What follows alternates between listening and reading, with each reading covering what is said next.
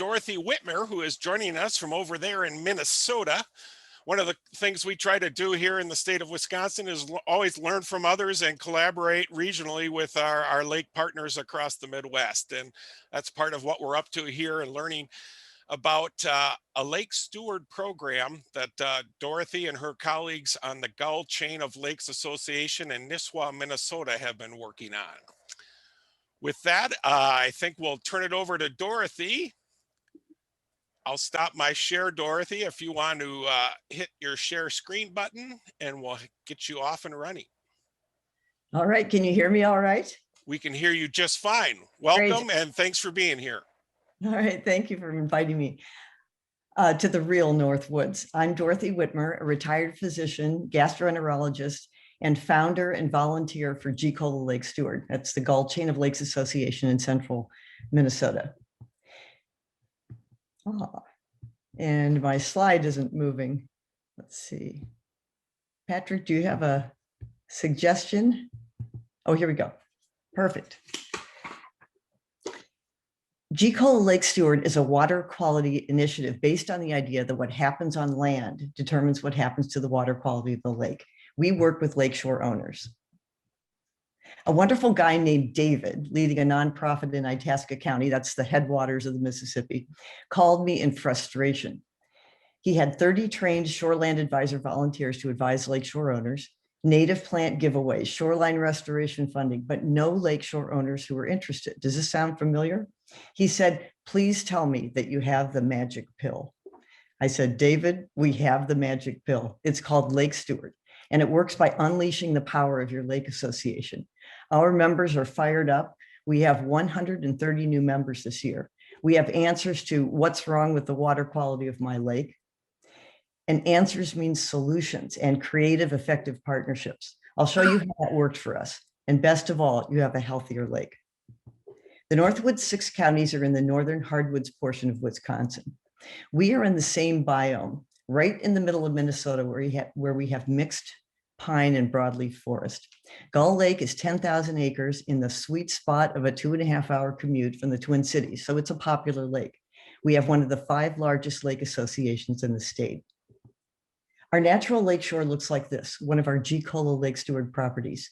Trees and native plants, even a dead birch tree that will fall into the water and offer habitat. The least runoff of silt and nutrients, and therefore the healthiest for our lake.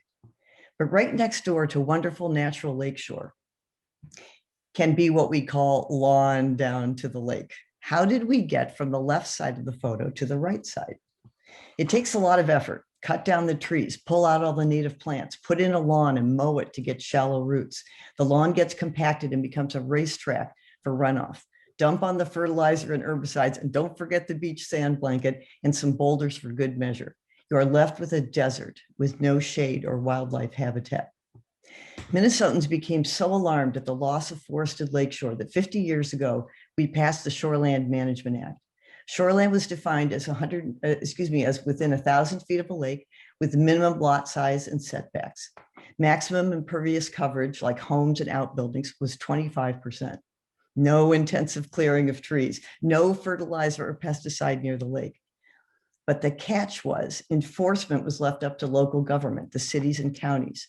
The authors of the law envisioned something like this photo, where the house in the middle isn't visible because of the trees along shore. On the right is a white house where they have cut a few branches so they can peek out at the lake. That is permitted by the law. So how's that law working out for us? Here's what we have 50 years later. Nothing is left of our gorgeous shoreline. But there is something redeeming. The house is set back and the impervious coverage is 25% or less. Cities and counties are good at the 25%. The problem is what I call the other 75%. Why are we paying to turn our shoreland into scorched earth? Why? Because we all want the same things: pride, admiration of others. And we're accustomed to cities and homeowner associations demanding mowed lawns and extreme tidiness, even on lakeshore where it harms the lake. We want the best view and we want control. Lake Steward does not fight against pride, admiration, and all the rest. In fact, we encourage it. That is the secret to why Lake Steward works. Pride in being a lake steward. The brother and sister holding the signs own adjacent properties, and they're standing on their naturally wooded lakeshore with the lake on the left. Admiration. Your family photo with canine companions is featured in the GCOLA newsletter that comes out 4 times a year and on our website and Facebook page. In addition, we write feature stories about lake stewards, their families, and their relationship to shoreland. And here's admiration right at home. These are 3 properties in a row that all had lawns down to the lake. The center property was awarded Lake Steward after they put in a beautiful buffer zone of native plants and allowed plants, including the willow tree on the right, to cover the old riprap. The neighbor on the right then put in a shoreline buffer zone, and the neighbor on the left stopped pulling plants out of riprap. People want to do what their neighbors do, especially if that neighbor wins an award. The view. Instead of a sterile lake, lake stewards can watch birds and wildlife, and the trees give privacy and shade so that you can read your phone or tablet outdoors in the hammock. Control. Your lawnmower no longer controls you. You have the ultimate control because nature will take care of things for you. If there is one thing I've learned about Lake Steward, it is that people care deeply about the lakes and will do anything to protect them. They just don't know how yet. We as lake associations must lead the way to engage our members if we want to save our lakes. So how does Lake Steward work? GCOLA Lake Steward has 3 steps: a quiz, a site visit, and then if the property meets criteria, the Lake Steward Award, a beautiful sign for the end of the dock. That generates publicity so that more members will take the quiz. If the property does not meet criteria, we work with owners to achieve the award. The quiz is crucial. It's the spark that lights the fire. But this quiz isn't about what you know, like what's the capital of Wisconsin. It's a self-assessment. It's personal, about my property, my way of life, and what am I doing to protect my lake. That self-assessment is at the core of why we are partnering with nonprofits and governments and why these partnerships are so effective. When we started, we set a goal that 15% of our membership will be lake stewards within 5 years. Social science tells us that initially the true believers sign up. They are the ones with the natural lakeshore who wouldn't think of using fertilizer or pesticides. Then the more curious and interested people sign up until you reach 15% or critical mass when an idea can be widely adopted. We need 25 GCOLA lake stewards per year to meet that 5-year goal for our membership. And we also had a vision. Not just GCOLA Lake Steward for our lake, Gull Lake, but to have Lake Steward on every one of the 10,000 lakes in Minnesota, and from there to everywhere our lakes are in peril. You can put your own logo and your own imprint on lake stewardship. Our quiz is based on Score Your Shore from the Minnesota DNR. The shoreline buffer zone is deeper than it looks in this diagram. From the water's edge, landward, 25 to 50 feet. The upland is from the end of the shoreline buffer zone all the way back to the access road. We launched GCOLA Lake Steward in May of 2019 with a simple 4-question quiz that was free on SurveyMonkey, total of 400 points. And here's the sneaky thing. We don't care what the score is, but we hope that the quiz takers care.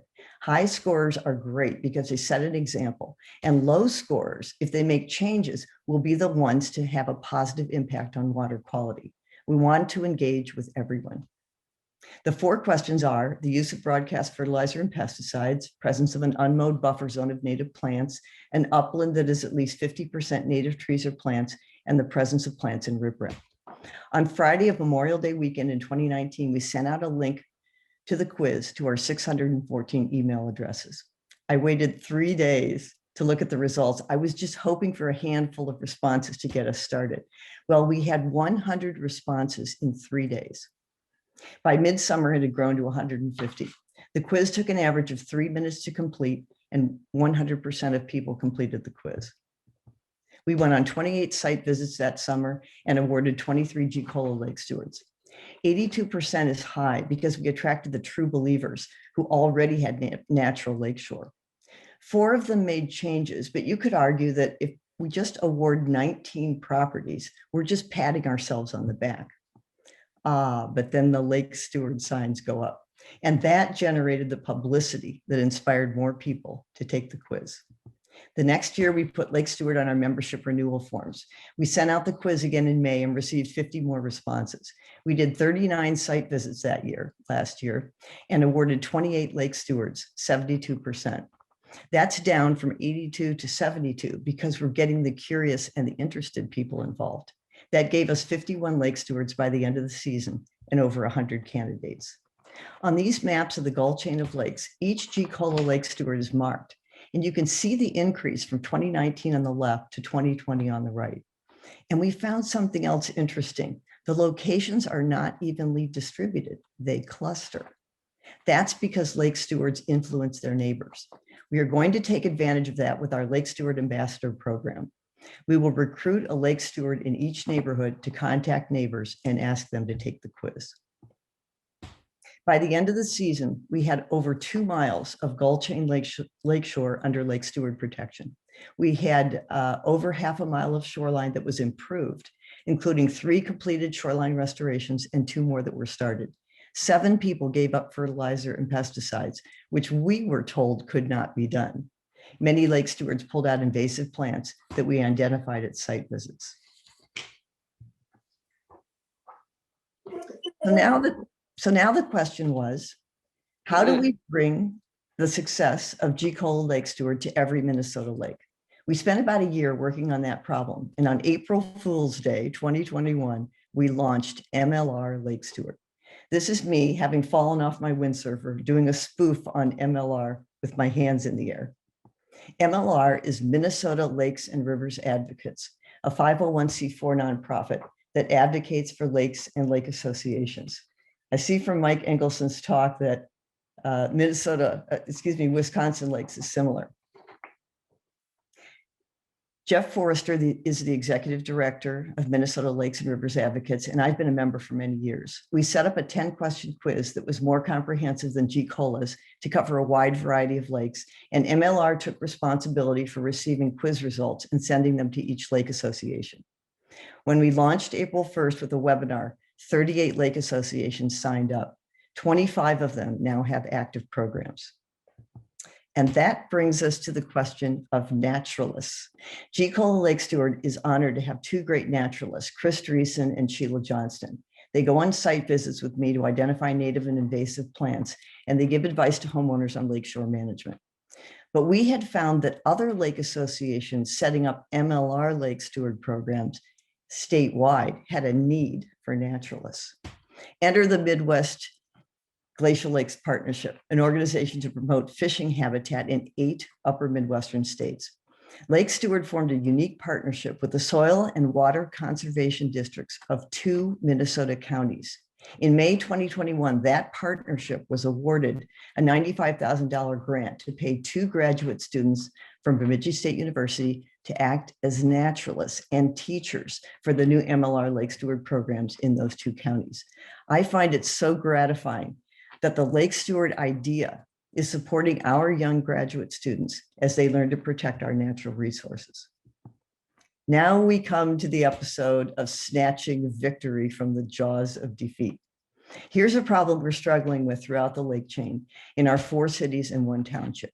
It's new homes.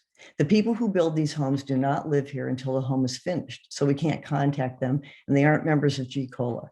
And because landscapers make lots of money on boulders, that's what they are selling. Boulders that are one more impervious surface that heat lake water and that destroy habitat.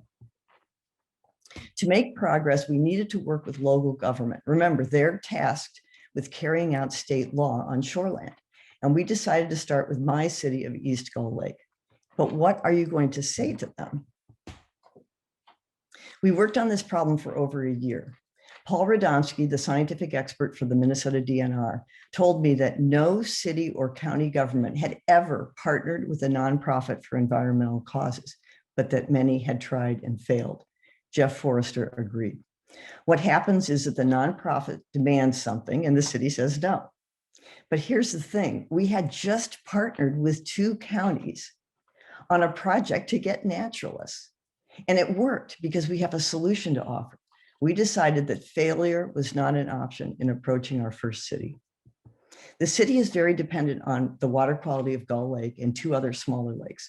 We have two major nationally renowned resorts on Gull, Craigan's and Madden's, and our city's comprehensive plan endorses environmental actions. And the Lake Steward sign is on our homepage.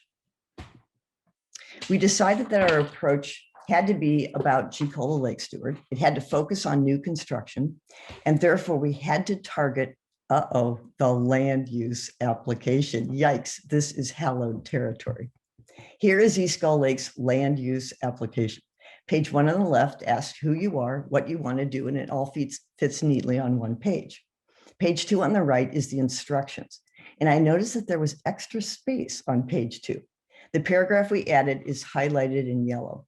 Our proposal said, item E for shoreland on East Gull Lake within 1,000 feet. The city strongly encourages owner actions to protect lake water quality.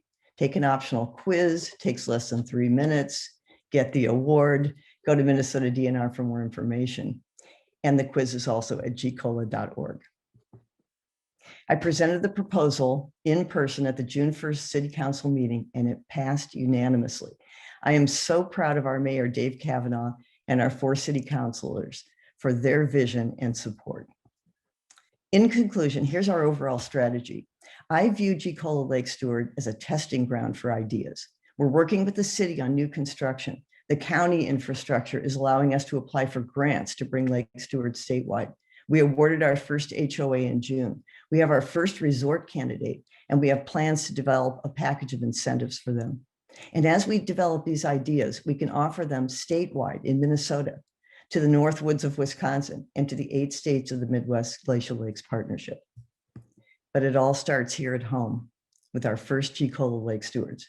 They had a vision for their new home on Gull Lake. It would be nestled among birches, pines, and native grasses, with almost all the surrounding land kept in its natural state, but they had to fight for it.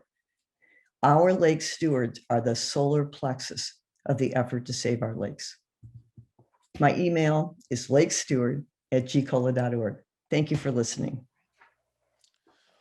Well, thanks so much, Dorothy. A lot of overlap, a lot of trends similar between our 2 states, and the engagement that you describe and the challenge you described of moving from those early adopters to the wider adoption of these kinds of best practices. We have time for a question or two. Go ahead and unmute yourselves, or Eric's helping me look through the chat to see if we have any questions. Hi, I have a question. My name is Patty. I have a house on Dam Lake on the Sugar Camp chain. I'm not aware that I have a lake association.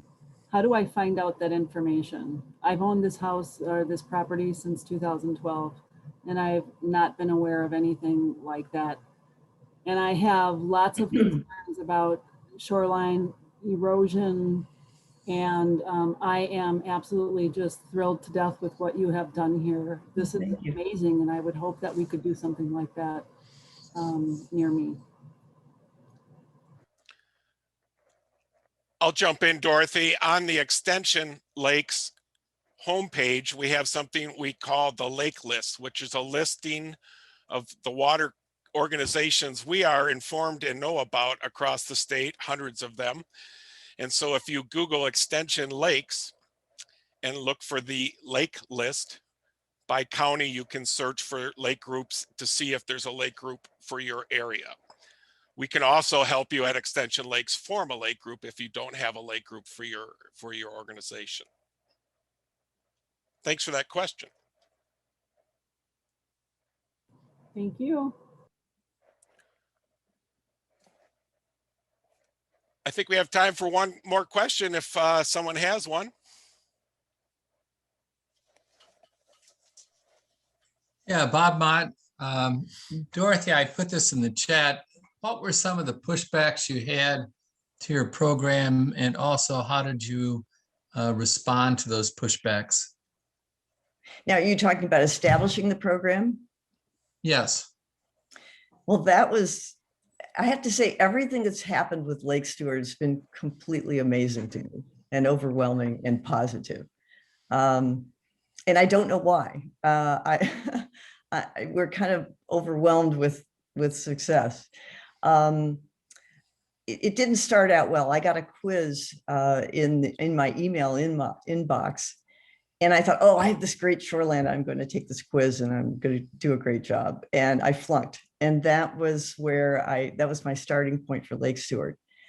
I realized that I was doing everything wrong. And it took me 2 or 3 years. And I finally decided that after talking to the person, Julia Kirkwood in Michigan, who designed the quiz, I decided I needed to start something like this. I pitched it to our board of directors and they just jumped all over it. They were thrilled with it. I don't know why. It is a very low cost program. It does take some volunteer effort, but it doesn't really cost much. The signs are $45 each. And if you want to run with it, it's just so easy to do.